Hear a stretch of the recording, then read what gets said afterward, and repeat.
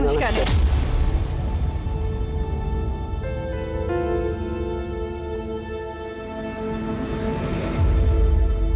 आपने इस एनजीओ में आके यहाँ की औरतों का मनोबल बढ़ाया है, उसके लिए धन्यवाद। धन्यवाद तो हमें आपको कहना चाहिए गरिमा जी, क्योंकि ऐसे बहुत कम लोग रहते हैं जो ऐसे निस्वार्थ समाज की सेवा करते हैं। अब तो बस यही लोग हमारा परिवार है। गरिमा ताई सचमुच में देवी है, हमेशा हमारी मदद करती हैं। अगर गरिमा ताई नहीं होती ना तो मेरा बेवड़ा पति मुझे और मेरे बच्चे को जान से मार डालता। हर औरत के अंदर ना दुर्गा का रूप होता है। जिस दिन अपनी उस शक्ति को पहचान लोगी ना, किसी में हिम्मत नहीं होगी तुम्हारे साथ कुछ भी करने की। अब यहीं पे खड़े रह के बातें करेंगे, आइए नेता जी।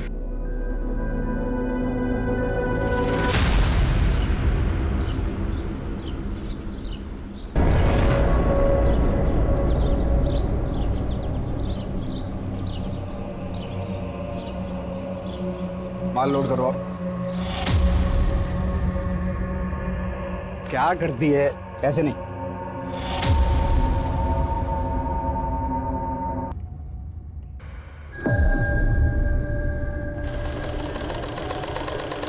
ठीक है?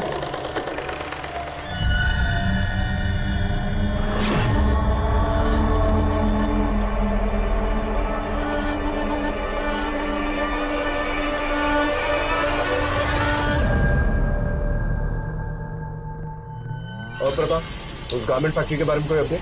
सर काफ़ी टाइम से नज़र बना के रखा हूँ उस गारमेंट फैक्ट्री पर, लेकिन वहाँ कुछ टेढ़ा काम होता हुआ नज़र नहीं आ रहा सर। तो काम इतना सीधा होता तो तुम्हारी ज़रूरत ही नहीं पड़ती। नज़र बनाए रखो और खबर देते रहो। ठीक है सर।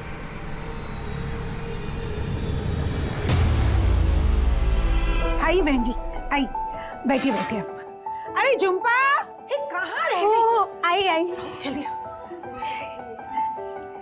चलो चलो हल्दी लगाना शुरू करो। अच्छा काजल ताई, हमें शादी करके भूल तो नहीं जाओगी? चल जा। अरे ऐसे कैसे भूल जाएगी? हम भूलने थोड़ा ना देंगे, और वैसे भी तुझे तो इसके साथ दहेज में भेजेंगे।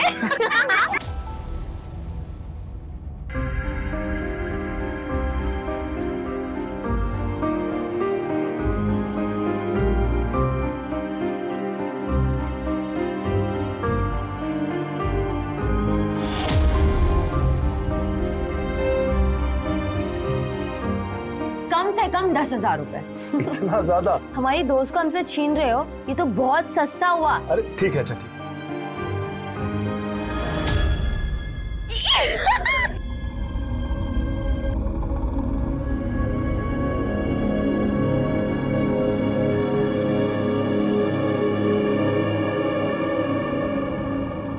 इतने ज्यादा रुपए देने की क्या जरूरत थी?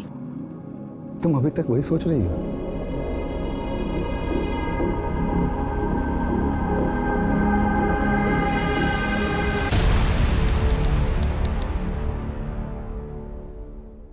तो तुम ही बताओ ना, कैसे करूं मैं ये सब मैनेज? अरे यार तुम्हारा ये क्या रोज का नाटक है? क्या चाहिए तुम्हें? खुशी चाहिए, सुकून चाहिए। ये जो पैसे उधर उधर बर्बाद करते हो ना, घर में लाके दो ना। मेरी भी जरूरतें हैं, मुझे भी घर चलाना होता है, मेरे अपने भी शौक हैं। अरे तो वही तो पूछ रहा हूँ, क्या चाहिए तुझे? गर्मी में ना जान जलती है मेरी। एसी चाहिए घर में, साफ पानी पी सकूं उसके लिए फिल्टर चाहिए। कुछ ज्यादा तो नहीं मांग रही हूँ ना मैं तुमसे। देख, मैं जितना कर सकता हूँ उतना कर रहा हूँ तेरे लिए। तुझे बहुत दिक्कत है ना, जा अपने आई के घर। काजल बेटा, 2 बर्तन साथ में होंगे तो खनक तो उठेगी ना। अरे निखिल ने तुझसे गुस्से में कह दिया कि आई के पास चली जा, इसका मतलब ये तो नहीं ना बेटा कि तू अपना घर पति सब छोड़ के आ जाएगी। मम्मी निखिल मेरा बिल्कुल भी ख्याल नहीं रखते हैं। मम्मी पत्नी हो ना उनकी जिंदगी में क्या हो रहा है जानने का हक है ना मुझे। वो कितना कमाते हैं, कहाँ खर्च करते हैं, कहाँ उड़ाते हैं, मुझे कुछ भी नहीं बताते। अब तुम ही बताओ कैसे चलाऊंगी घर में?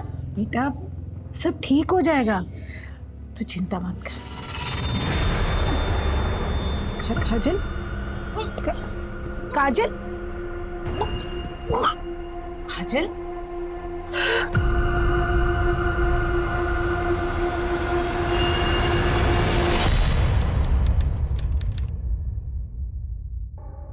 देखो जो भी हुआ है सब भूल जाओ। मैं वादा करता हूं कि अब से पैसा कहीं नहीं बर्बाद करूंगा। अब जो भी कमाऊंगा तुम्हारे हाथ में लाकर रखूंगा। अब तो हमारी गुड़िया भी आ गई, तो प्लीज इसके लिए मान जाओ।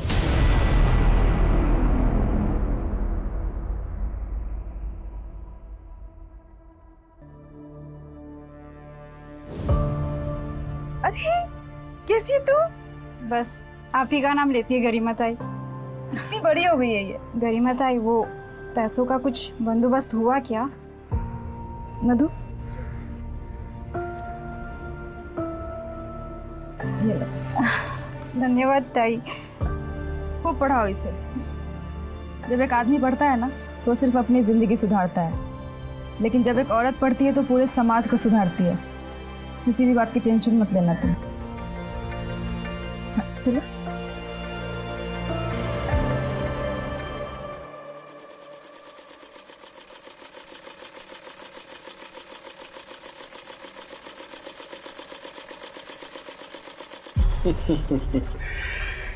घर की पुरानी सिलाई मशीन से इस फैक्ट्री तक का सफर तय करने में 6 साल लगे हमें। इस जगह ने बहुत सारे लोगों को रोजगार दिया है, उपलब्धि है अपने आप में। आइए आगे देखते हैं। आइए। डैमेज फैब्रिक की जो कलरिंग होती है उसका काम हम यहाँ करते हैं। काफी बड़ा एरिया है। आइए आपको आगे दिखाते हैं। और ये हमारा गोडाउन।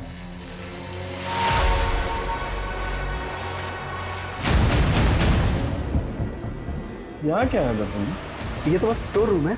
देख सकते हैं क्या? अरे इसमें देखने के लिए कुछ नहीं है, आप आइए ना, मैं आगे दिखाता हूँ।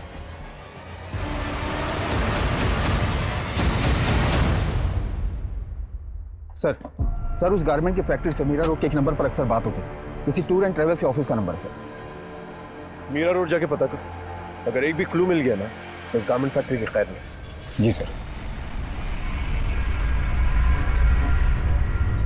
मुझे कुछ समझ नहीं आ रहा, मैं क्या करूं? मुझे तुमसे मिलना है।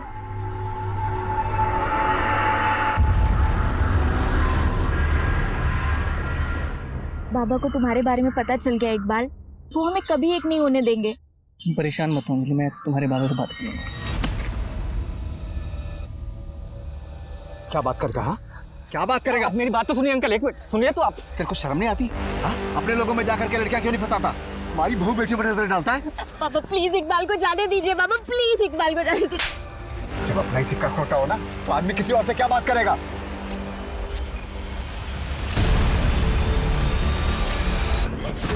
तो कान खोल करके सुन ले अंजलि, जो तू चाहती है ना वो तो मैं कभी नहीं होने दूंगा। पापा मैं इकबाल से बहुत प्यार करती हूँ, मैं उसके बिना नहीं रह पाऊंगी। अच्छा तो फिर ना तो अपने बाबा के बिना रहना सीख ले।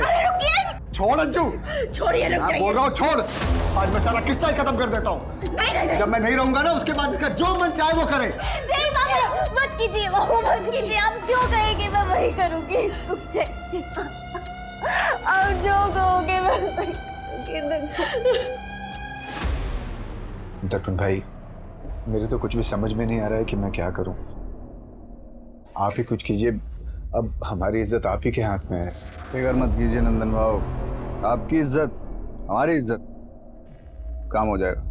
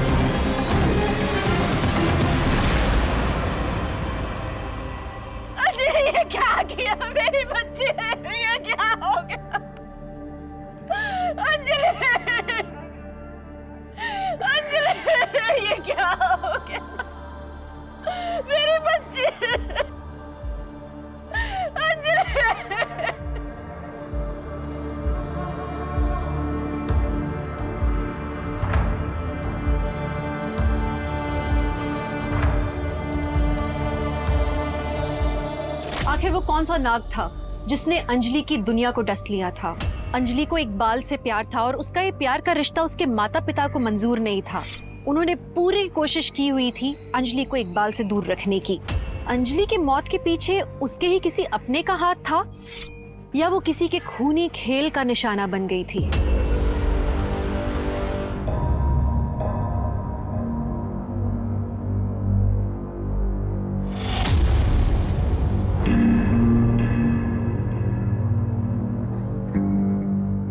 कुछ भी करो, मैं और ज्यादा बर्दाश्त नहीं कर सकती। मैं तुमसे और ज्यादा अब दूर नहीं रह सकती।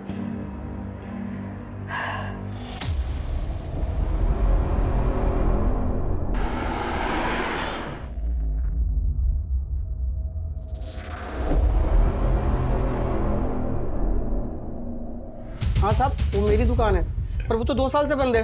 अगर 2 साल से बंद है तो तुम्हारी दुकान की लैंडलाइन से गारमेंट फैक्ट्री के नंबर पे रेगुलर कॉल्स क्यों जा रहे हैं? सर, इस नंबर का बिल तो मैंने 2 साल से नहीं भरा। मुझे लगा अब तक तो डिस्कनेक्ट हो गया होगा। एक मिनट रुकना,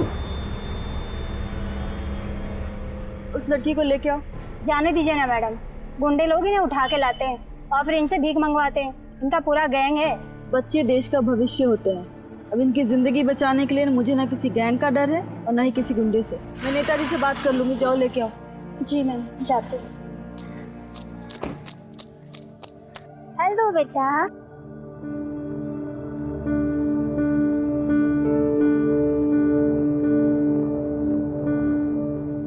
क्या नाम है तुम्हारा? श्रद्धा। अच्छा, आओ बैठो।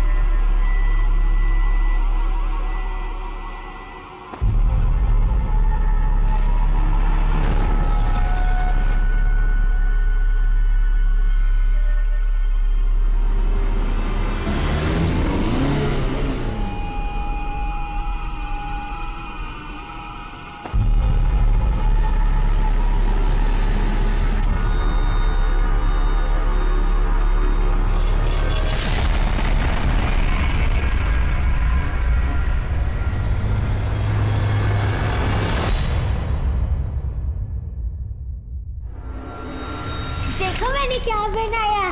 क्या बनाया?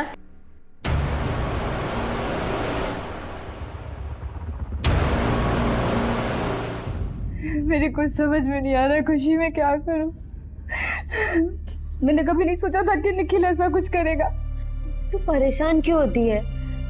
सब ठीक हो जाएगा और तू जब तक चाहती है यहाँ रह सकती है। कब तक मैं तेरे ऊपर बोझ बनी रहूंगी? मुझे अपना भी तो कुछ करना होगा ना खुशी। देख, तू जाना चाहती है तो जा, मैं तुझे रोकूंगी नहीं, पर कम से कम हीना को तो मेरे पास छोड़ दे। मेरी भी तो बेटी है ना।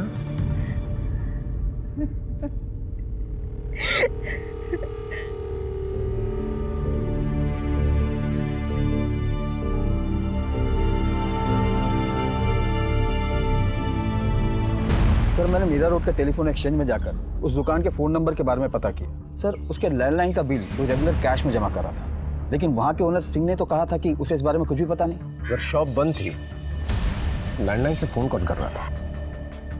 हो सकता है नकली चाबी बनवाई। इस सिंह से ज्यादा पूछताछ नहीं की? नहीं सर। और लैंडलाइन भी नहीं कटवाई? नहीं सर। गुड। पता करो इस लैंडलाइन से गारमेंट फैक्ट्री के अलावा और कहाँ कहाँ कॉल्स गए। अगर चूहा बिल में छुपा है तो बिल तो खोदनी ही है।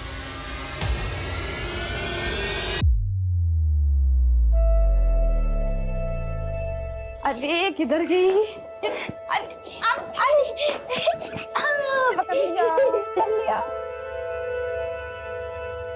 चल। अच्छा, तुम्हारे आ जाने के बाद ना इस शैतान की शैतानियां और बढ़ जाती है। मम्मी, मैं आपको मेरा ड्राइंग दिखाऊं? हाँ। संभाल कर। तू कैसी है? ज्यादा परेशान तो नहीं करती ना?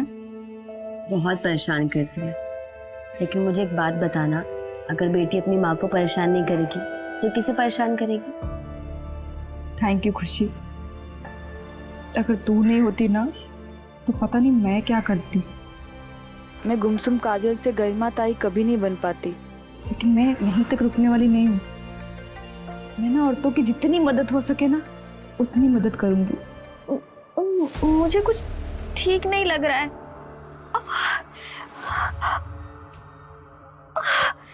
Sir Singh tour and travel की लैंडलाइन से इन कुछ नंबरों पर बहुत बार कॉल आते थे और सर पिछले हफ्ते में इस नंबर से बहुत बार बातें हुई थी। किसका नंबर है?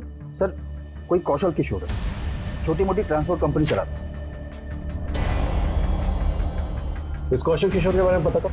जी सर। नानी मैं पास हो गई। पास नहीं हुई है, पूरी क्लास में टॉप किया है हमारी हिना ने। अरे वाह, अपनी माँ पर गई है। इसकी माँ भी पढ़ाई में बहुत अच्छी थी। अच्छा फोन रखती हूँ।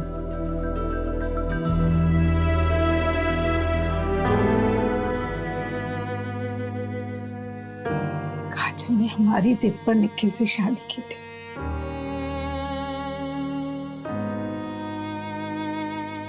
लेकिन वो निखिल तो राक्षस निकला। उसने तो झुम्पा के साथ ही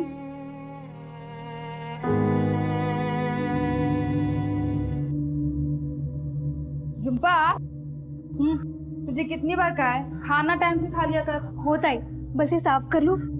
अच्छा चल ठीक है। और ये हिना ना रात भर सोती है ना सोने देती है। अब जाके सोई है तो मैं सोचती हूँ थोड़ी सी झपकी मैं भी मार लूँ। निखिल आने वाले होंगे, तुमको खाना खिला देना। होता है। चल और तू भी खा ले जल्दी। होता है।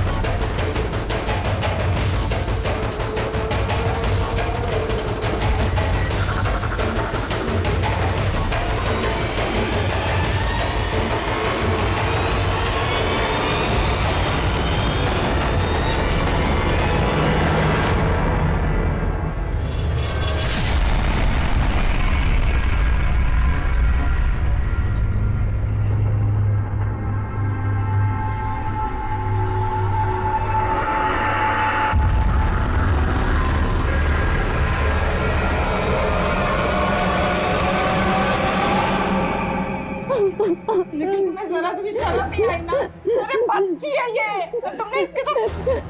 अरे झूठ बोल रही है, मैंने उसको छुआ तक भी नहीं है। जितना मैं तुमको जानती हूँ ना उससे कहीं ज्यादा इसको जानती हूँ। ये मुझसे झूठ नहीं बोल सकते निखिल। तुम उसको जानो, लेकिन मैं इस चक्कर में नहीं पड़ सकता। मैंने इसके साथ कुछ नहीं किया है बस।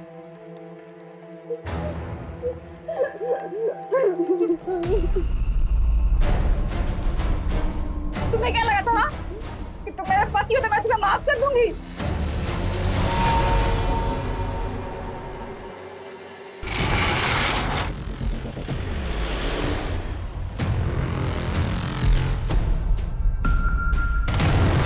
सर ये वो यहाँ ट्रक है। गाड़ी चेक करो। ये सर।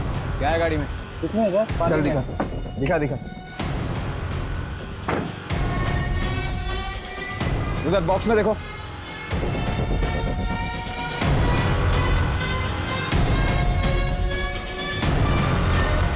सर ये तो ड्रग्स है।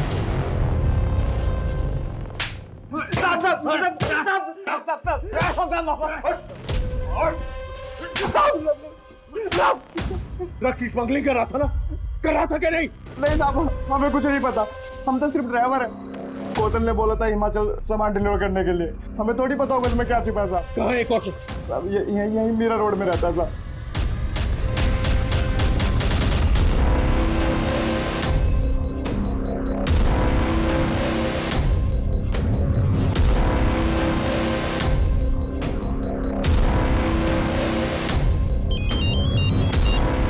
क्या वो? सर वो निकल गया। पुलिस के लिए उस गारमेंट फैक्ट्री से जुड़ा कोई भी राज ढूंढ पाना अब नामुमकिन सा हो गया था। लेकिन कहते हैं ना कि पाप का घड़ा कभी ना कभी भर ही जाता है। उस गारमेंट फैक्ट्री का सच पुलिस के सामने शायद आने ही वाला था अब।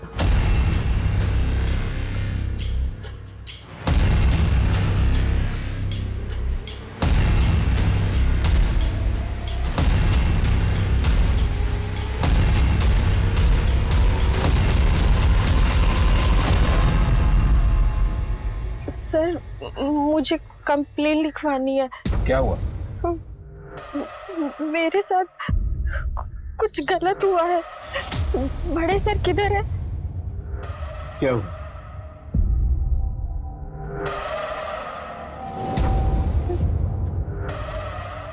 मैं प्रेग्नेंट थी, मेरा मिसकैरेज हो गया। लॉज ने आपके साथ कुछ किया? नहीं सर, मैं उस दिन उषा नगर वाले गारमेंट फैक्ट्री में गई थी।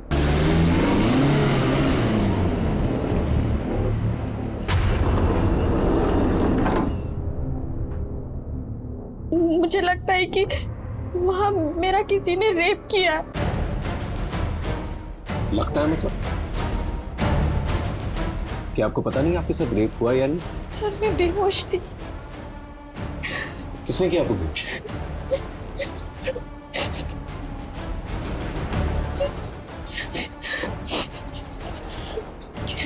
देखिए डरिए मत, जब तक आप हमें खुल के नहीं बताएंगे हम आपकी मदद नहीं कर पाएंगे। सर मेरे पति यूएस रहते हैं, अभी 5 महीने पहले ही गए। वहां जाने के बाद वो सारी चीजें अरेंज करने वाले थे, इसलिए मैं इंडिया में ही रुक गई। सर उनके जाने के बाद मुझे पता चला कि मैं प्रेग्नेंट हूँ। मैंने 5 महीने तो कैसे तैसे निकाल लिए, लेकिन बाद में मुझे लगा कि हमारा पहला बच्चा है, हम दोनों को साथ होना चाहिए। नीलम छुट्टी बिल्कुल भी नहीं है, और अगर मैं इंडिया आया तो नौकरी चली जाएगी। सर मैं अपने पति के पास जाना चाहती थी, मैं बहुत परेशान हो गई थी, बहुत परेशान हो गई थी। तुम यहाँ नहीं आ सकते, लेकिन मैं तो वहाँ आ सकती हूँ ना। अरे अभी अभी तो तुम्हारा यूएस का वीजा रिजेक्ट हुआ है। तुम प्लीज बात तो करो उससे। ठीक। क्या हुआ? किससे बात करने के लिए कहा था आपके पति? गारमेंट फैक्ट्री वाले दर्पण से।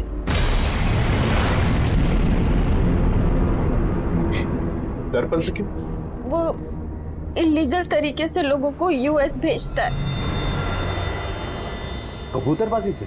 हाँ, इसलिए मैं उससे मिलने गारमेंट फैक्ट्री गई थी।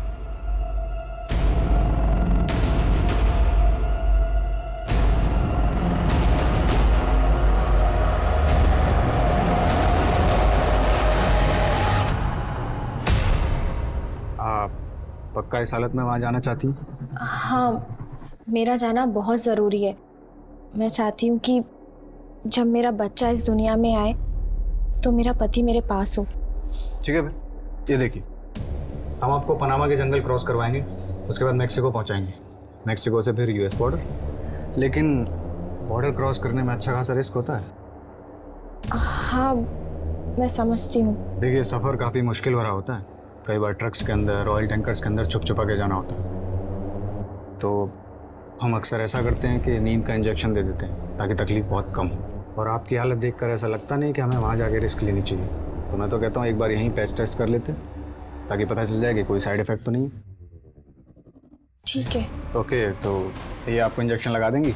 मुझे थोड़ा ज़रूरी काम है, मैं चलता हूँ।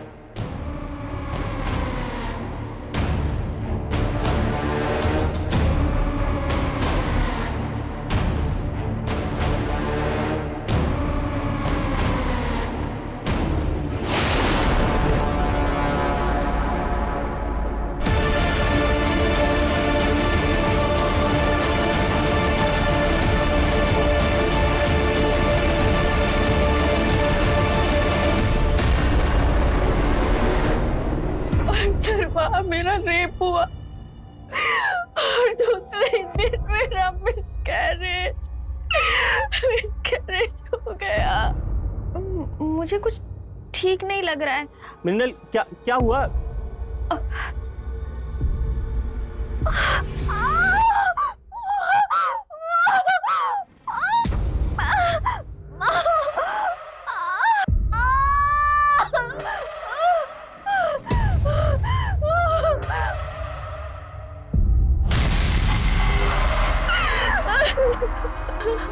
तो तब क्यों नहीं आई आप हमारे पास? सर, मेरे पति लीगल तरीके से यूएस गए थे। अगर पुलिस को पता चलता तो वो उन्हें वापस बुला लेती।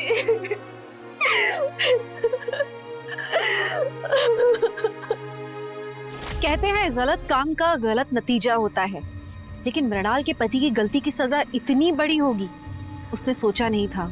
मृणाल की शिकायत के बाद पुलिस ने उस गारमेंट फैक्ट्री का पूरा सच जानने की कोशिश की, लेकिन उनके हाथ कुछ भी नहीं लगा। सर उस गारमेंट फैक्ट्री के खिलाफ तो कुछ नहीं मिला, लेकिन मृणाल के बयान से तो ये साफ है कि उस फैक्ट्री में उसके साथ रेप हुआ था। सर चलकर दर्पण को उठा लेते ना। लेकिन ये साबित कैसे करेंगे कि मृणाल का रेप वहां पर हुआ था?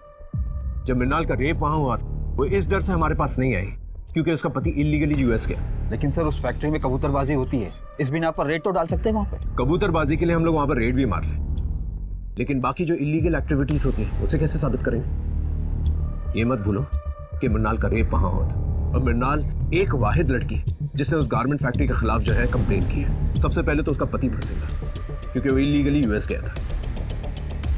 पहले इस गारमेंट फैक्ट्री के खिलाफ सारे सबूत इकट्ठा कर लें, फिर action. I am very sorry sir, मैं जानता हूँ कि मैंने गलत किया है। गलती की सजा तो जरूर मिलेगी। गलती की सजा तो मुझे मिल गई है सर। दर्पण ने तुम लोगों को कोई डॉक्यूमेंट दिया था? कोई भी डॉक्यूमेंट, टिकट वगैरह? नहीं सर, हमारे हाथ में तो उन्होंने कुछ भी नहीं दिया था सर। हम 5 लोग एक साथ गए थे, उनमें से एक ही बंदा था जिसके हाथ में सब कुछ था। पैसे कैसे दिए थे उसे? सब पैसे सब कैश में दिए थे। और दर्पण के बारे में किसने बताया था तुम लोगों को? नंदन भाऊ ने।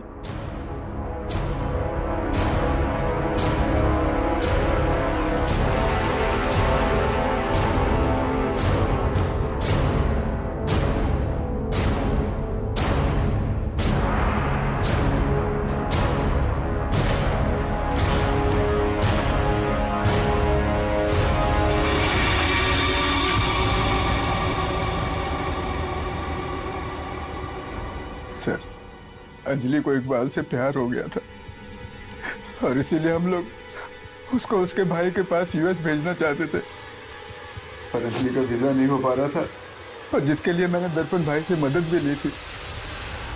अंजलि गई थी मिलने के लिए उनसे, पर वापस आके अंजलि ने सुसाइड कर लिया था सर।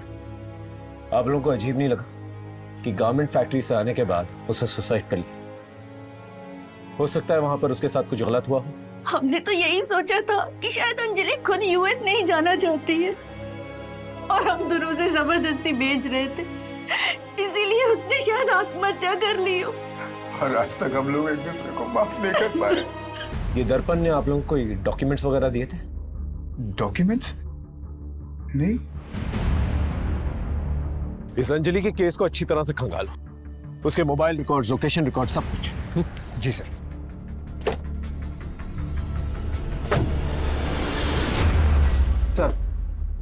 सर अंजलि ने गारमेंट फैक्ट्री जाने से पहले इकबाल को 4 बार कॉल किया था और रात को तकरीबन 10 बजे इकबाल ने अंजलि को 12 कॉल किए थे, जिसमें से एक ही रिसीव हुआ था। और कुछ? सर इकबाल के मोबाइल लोकेशन के अकॉर्डिंग वो उस रात गारमेंट फैक्ट्री के पास ही था। उसके बाद अंजलि के घर के पास गया था, तकरीबन रात 1 बजे तक वो वहीं था। इकबाल क्या हुआ था उस रात को? अंजलि का पीछा कर रहे थे ना तो 12 मिस कॉल दिए थे तुमने। सच सच बोलना। सर मैं अंजलि से बहुत प्यार करता था सर। उस दिन अंजलि का कॉल आया था मेरे पास। मैं तुम्हारे बिना नहीं रह सकती, मैं यूएस नहीं जाना चाहती, प्लीज कुछ करो। अंजलि तेरे घर वाले हम एक साथ नहीं रहने देंगे, चल भाग चलते हैं। ठीक है। अंजलि अपना सब कुछ छोड़कर मेरे साथ चलने के लिए तैयार थी सर। हमने प्लान किया था कि वो फैक्ट्री से सर सीधा मेरे पास आएगी। सर मैंने टिकट्स बुक कर लिए थे दिल्ली की तरफ, सब रेडी था सर। मैं गारमेंट फैक्ट्री के बाहर उसका वेट करता रहा सर, वो आई नहीं सर। उसके बाद मैंने इतने सारे उसे कॉल्स भी किए थे सर। लेकिन उसने तुम्हारा एक ही कॉल रिसीव किया। क्या कहा था उसने? हेलो। अरे अंजलि कहाँ हो तुम? लेट हो रहे, ट्रेन का टाइम हो रहा है। एक बार, मैं तुम्हारे लायक नहीं रही। मैं तुम्हारे लायक नहीं रही। अंजलि हुआ क्या? अंजलि ने इकबाल से कहा था कि अब वो उसके लायक नहीं। इसका मतलब गारमेंट फैक्ट्री में उसके साथ कुछ ना कुछ गलत जरूर हुआ था। नहीं, दर्पण भाई ऐसा कुछ गलत कैसे कर सकते हैं? कर भी सकते हैं। इनफैक्ट एक लड़की आई है हमारे पास रेप कंप्लेंट लेके, और 5 केसेस हैं हमारे पास जिनका लिंक कहीं ना कहीं उस गारमेंट फैक्ट्री से है।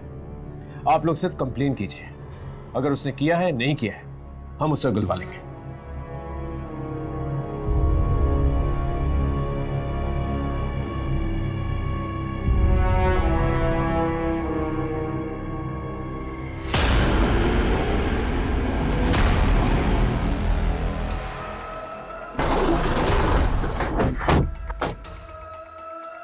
दुबे अच्छे से तलाशी लो। सर यहाँ बॉक्सेस में चेक करो। अरे देखो क्या है। क्या कर रहे हैं आप लोग? और वहां उस कमरे में भी चेक करना। आप लोग ऐसे नहीं आ सकते। ये रहा सर्च वारंट, देखो क्या मिलता है।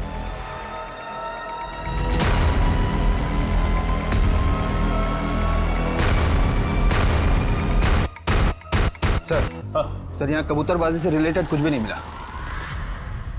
सर हाँ ये मिला।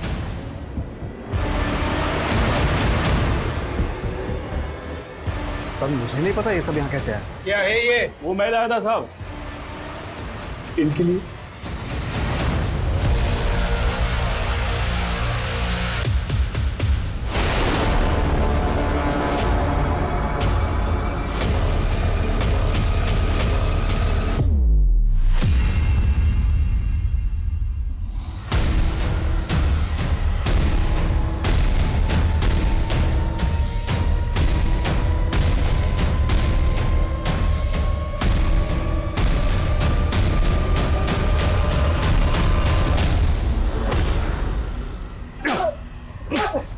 ड्रग्स की स्मगलिंग करता है? हाँ साहब मैं तो बस ट्रक भाड़े पर देता था, कौन उसमें क्या ले जाता मुझे नहीं पता। किसे दीजिए ट्रक भाड़े? बोल। साहब वो सिंह टूर्स एंड ट्रेवल्स को।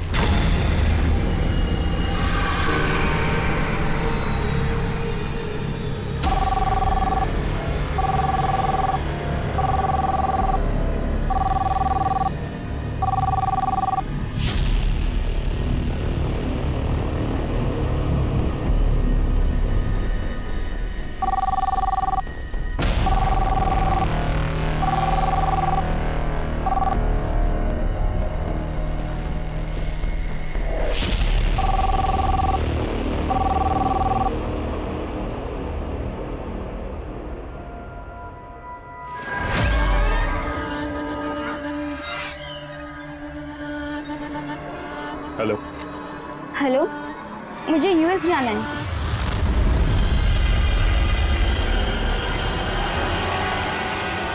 मैं यूएस में जॉब के लिए जाना चाहती हूँ, लेकिन मेरा वीज़ा नहीं हो पा रहा है क्योंकि मेरे सर्टिफिकेट में थोड़ा प्रॉब्लम है। हो जाएगा, हम आपको मैक्सिको के रास्ते यूएस भेज सकते हैं, लेकिन रास्ता थोड़ा खतरनाक है इसलिए कई बार बेहोश करना पड़ता है। तो एक बार टेस्ट कर लें ताकि कहीं कोई साइड इफेक्ट तो नहीं। ठीक है।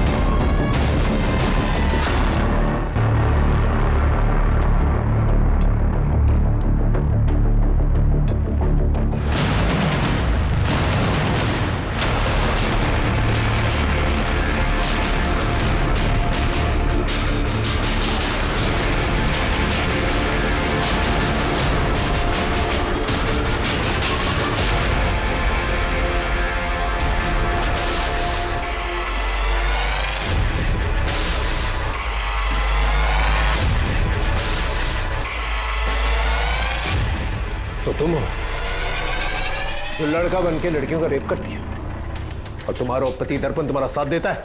लेके जाओ इसे। तुम्हारे उस शंकर की मदद से सिंह टूर्स और ट्रैवल्स का लैंडलाइन एक्टिवेटेड रखते थे, और जितने भी इलीगल काम है जैसे कबूतरबाजी और स्मगलिंग वो किया करते थे। 2 साल से वो दुकान बंद थी।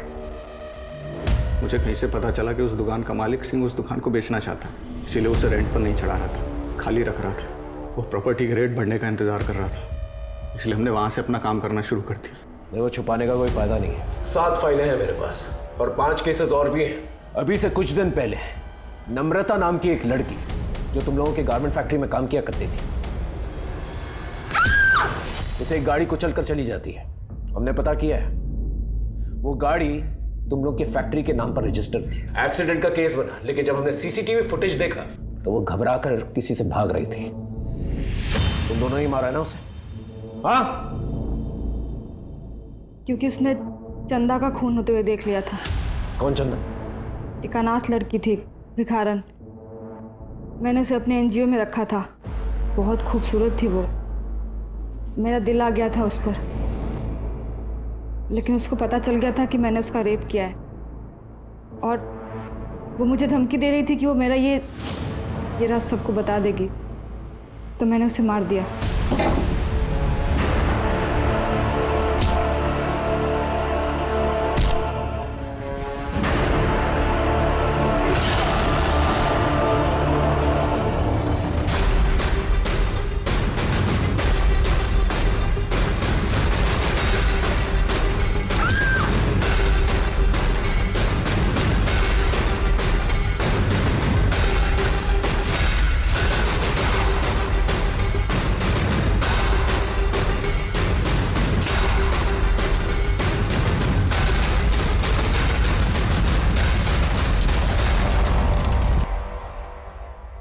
तुम्हारी वो जो पार्टनर है ना, उससे मिल के आए हम लोग।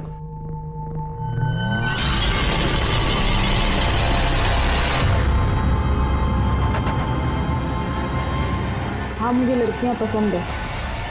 मैं और खुशी शुरू से ही पार्टनर है।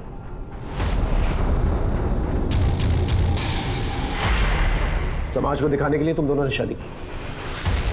हाँ, मेरे और खुशी के बीच में एक डील हुई थी कि शादी के बाद हम दोनों अपने अपने पति के साथ रहेंगे, लेकिन हमारा रिश्ता कायम रखेंगे। और तुम्हारा पहला पति निखिल? मैं उससे खुश नहीं थी। उसके बूढ़े माँ बाप गाँव में रहते थे, अपनी कमाई का आधा हिस्सा वो उनको भेजता था। और वैसे भी शुरू से मुझे झुम्पा पसंद थी।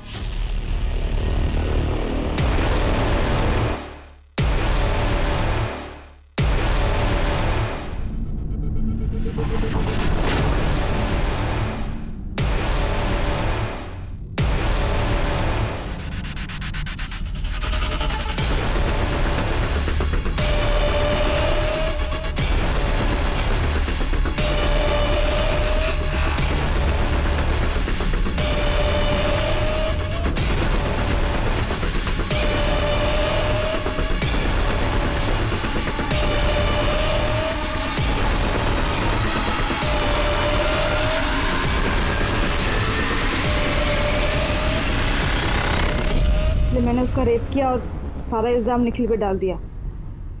निखिल वो सदमा बर्दाश्त नहीं कर पाया और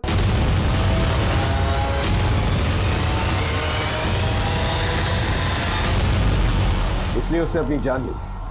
और फिर तुमने दर्पण से शादी की? क्योंकि दर्पण मुझे समझता है, अंडरस्टैंडिंग है हमारी। ये जानता है कि मुझे लड़कियां पसंद है, मेरी हर खुशी का ख्याल रखता है ये। उसके बाद अपनी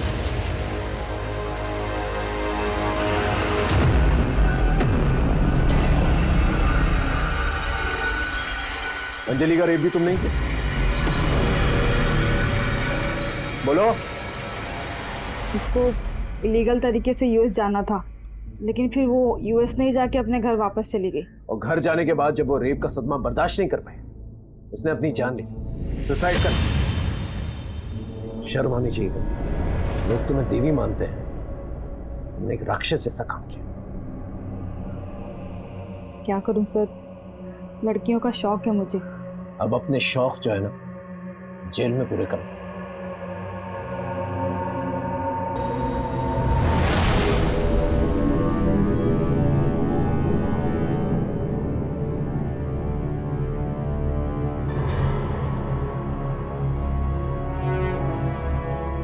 गरिमा का पर्दाफाश होते ही और भी लड़कियां सामने आईं।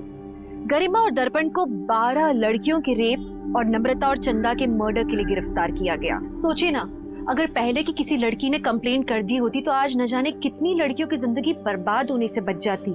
आज अंजलि, नम्रता, चंदा जिंदा होती। हमारा समाज कुछ भी गलत होने पर औरतों को ये क्यों सिखाता है कि अपने पर संयम रखो, कुछ मत बोलो, चुप रहो। ये सीख सबसे गलत है। अगर आपके साथ कुछ गलत होता है तो अपने मुंह पर ताला मत लगाइए, बोलिए, क्योंकि एक के चुप रह जाने पर अपराधी का मनोबल बढ़ता है और वो एक के बाद एक अपराध करता जाता है। कहते हैं यहाँ हर चेहरे पर एक नकाब चढ़ा है। जो चेहरा बहुत मासूम सा लगता है, हो सकता है उसके पीछे एक बहुत ही शैतानी दिमाग छुपा है। कब, कहां और कैसे किसी को अपराध अपनी गिरफ्त में ले ले, कोई कह नहीं सकता। अगर हम एक बार भी गलत रास्ते पे चलने का निर्णय लेते हैं तो उसके बाद सब कुछ तय है कि गलत ही होता जाता है। इसलिए जरूरी है कि हमेशा हम कानून के दायरे में रह के सब काम करें, क्योंकि कानून का दायरा एक ऐसी लक्ष्मण रेखा है जिसे लांघने पर बदनसीबी का शिकंजा जिंदगी के गले पर कसता जाता है। तो चलिए, मैं दिव्यांका त्रिपाठी दहिया लेती हूँ आपसे विदा। फिर मिलूंगी एक नए केस के साथ। तब तक देखते रहिए क्राइम पेट्रोल, सतर्क, विमेन अगेंस्ट क्राइम। एक औरत पर वार, अब हर औरत का भार। जय हिंद।